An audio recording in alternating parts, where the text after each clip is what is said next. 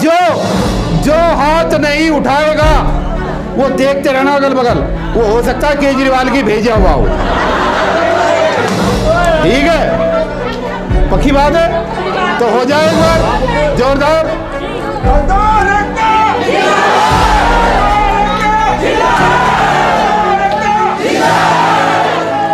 मजदूर एकता जिंदाबाद, मजदूर एकता जिंदाबाद, एक एक बहन जिंदाबाद, एक एक भाई जिंदाबाद। लड़ेंगे लड़ेंगे, मांग हमारी पूरी हो, अरे मांग हमारी पूरी हो, मांग हमारी पूरी हो। वेतन देने आए हैं, अरे वेतन देने आए हैं, पक्का होने आए हैं, पक्का होने आए हैं, वेतन देने आए हैं। आवाज दो, आवाज दो।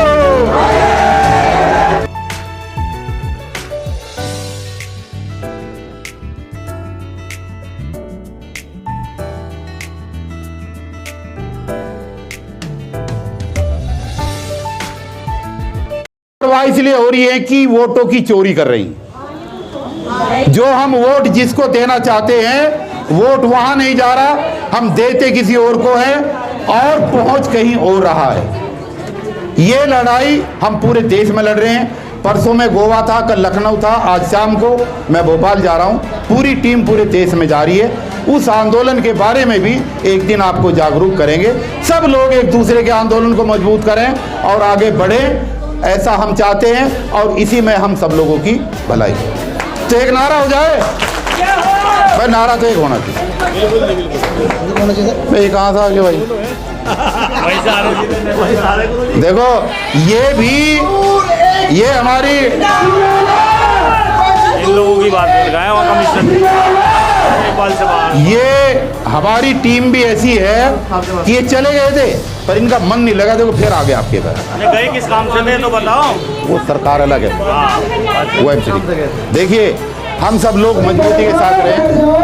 वो जो धरना चला वहां पर 585 लोगों का, उस धरने में सबसे महत्वपूर्ण भूमिका मेरे जिन साथियों की रही है, मेरी एब्सेंस में भी जिन्होंने संभाला है, विनोद संगत जी, राजवीर चावरिया जी और विशेष रूप से हमारे राजेश घाघट जो हमारे कोषाध्यक्ष हैं, और हमारे इस संगठन के राष्ट्रीय महासचिव जो अभी आपको भाषण दे रहे थे, गुलाम सरवर साहब, इनकी बहुत बड़ी भूमिका इसमें रही है। राजकुमार दिगान साहब, हमारे सारे वकील, सब लोगों ने मिलकर के ढाल बन करके उनको सहारा दिया और उनकी नैया को पार लगाया। आपकी भी नैया ऐसे ही कुदरत पार लगाए, ऐसी हम उम्मीद करते हैं।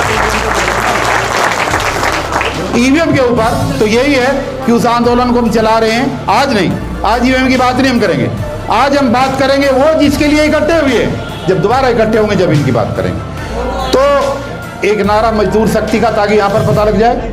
कबीर साहब, इतनी सारी महिलाएं आगे आपने दिल्ली में इकट्ठी की हैं, क्या सरकार गिराना चाहते हैं? देखिए ये महिलाएं वो हैं जिन्होंने केजरीवाल साहब को 2013, 2015, 2020 में इस उम्मीद के साथ वोट किया था कि ये जीत करके आएगा, और जो उसने वादा किया है कि कच्चे कर्मचारियों को मेरी सरकार बनने के बाद मैं पक्का करूंगा, वो इस वादे के ऊपर कायम थी कि शायद ये पक्का करेगा। लेकिन पक्का होना तो बाद, ये तो जो कच्चे थे, कच्चे लोगों को भी निकाल रहे हैं। तो ये रोज़ की वजह से आज इकट्ठा हुए हैं। ये स्कूल के तमाम भिन्न भिन्न पदों पे काम करने वाले ठेका कर्मचारी हैं, और आज से इन्होंने हुंकार भरी है कि हम सरकार से निवेदन करेंगे फर्स्ट पेज में कि हमारा काम किया जाए, हमारा रुका हुआ वेतन दिया जाए, और साथ में हमारे जिन लोगों को निकाल दिया गया है नौकरी से, उनकी नौकरी पर बहाली की जाए। आज ये स्वयं अपनी मर्जी से यहाँ पर इकट्ठा हुई है। कबीर साहब, पहली सरकार में भी आपने देखा, दूसरी में भी देखा, 3 बार चांस क्यों दिया इनको?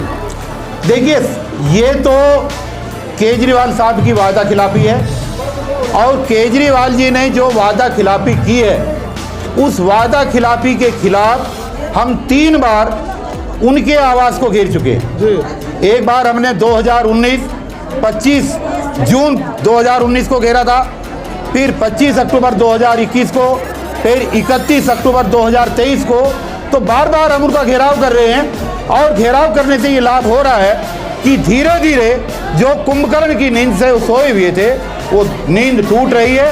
और अब जो ये कई हजार की संख्या में जो कर्मचारी इकट्ठा हुए हैं, इससे पहले जो मार्शल हैं वो भी 10,000 के लगभग 11,000 हैं, वो भी इकट्ठा हो चुके हैं। तो अब इनकी नींद उड़ने वाली है। और हम तो फिर भी हाथ जोड़ करके माननीय मुख्यमंत्री से ये निवेदन कर रहे हैं कि जो आपने वादा किया था गरीब लोगों की आंसू पहुंचने का काम करें। आने वाले 1 साल बाद फिर ये लोग आपके वोटर बनेंगे, आपका प्रचार करेंगे, आपकी सरकार बनाएंगे। आप अपने वादे को पूरा करो, ये अपने वादे को पूरा करेंगे। और अगर आप ऐसा नहीं करते हैं तो फिर निश्चित रूप से आने वाला वर्ष उनके लिए बहुत चुनौतीपूर्ण होगा। 2024 सबसे महत्वपूर्ण है, क्योंकि 8 फरवरी 2025 में दोबारा फिर चुनाव होने हैं। और चुनाव अगर होगा तो ये जो लोग हैं ये किसी भी सूरत में इस बार केजरीवाल की आम आदमी पार्टी की झाड़ू चुनाव चिन्ह को वोट नहीं देंगे। कपिल साहब 3 बार सरकार आपने बना दी, इन गरीब लोगों ने बना दी, लेकिन इन 3 बार में उन्होंने राज्यसभा सांसद भेज दिए करोड़पति अरबपति, एक भी गरीब आदमी उनको दिखाई नहीं दिया।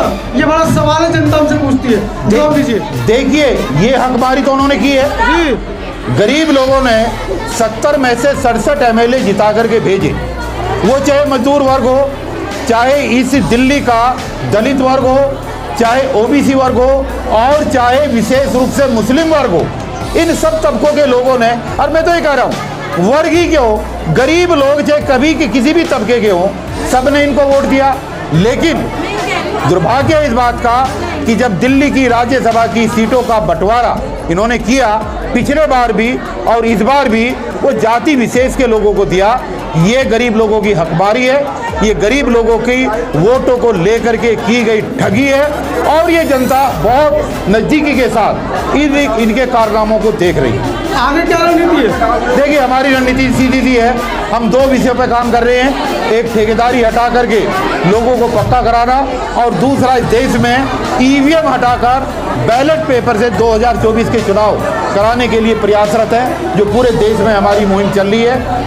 EVM हटाओ संयुक्त मोर्चा का मैं राष्ट्रीय कोऑर्डिनेटर हूं, और मेरी अगुवाई में जो पूरे देश के अंदर आंदोलन चल रहा है उसके रिजल्ट भी बहुत जल्दी आएंगे। लेकिन उसी आंदोलन के साथ साथ जो हमारा प्राइम आंदोलन है वो ठेकेदारी हटाओ राष्ट्रीय संयुक्त मोर्चा का है, जो सदाबहार आंदोलन है। और इसमें देश के अंदर बहुत बड़ा वर्ग एक ऐसा है जो पीड़ित है, और सभी सरकारों के द्वारा पीड़ित हो, चाहे केंद्र की सरकार हो और चाहे देश में राज्य की सरकार। आप इस वीडियो के बारे में अपनी राय अवश्य दें तथा वीडियो को लाइक, शेयर और कमेंट्स साथ साथ चैनल को सब्सक्राइब करना न भूलें।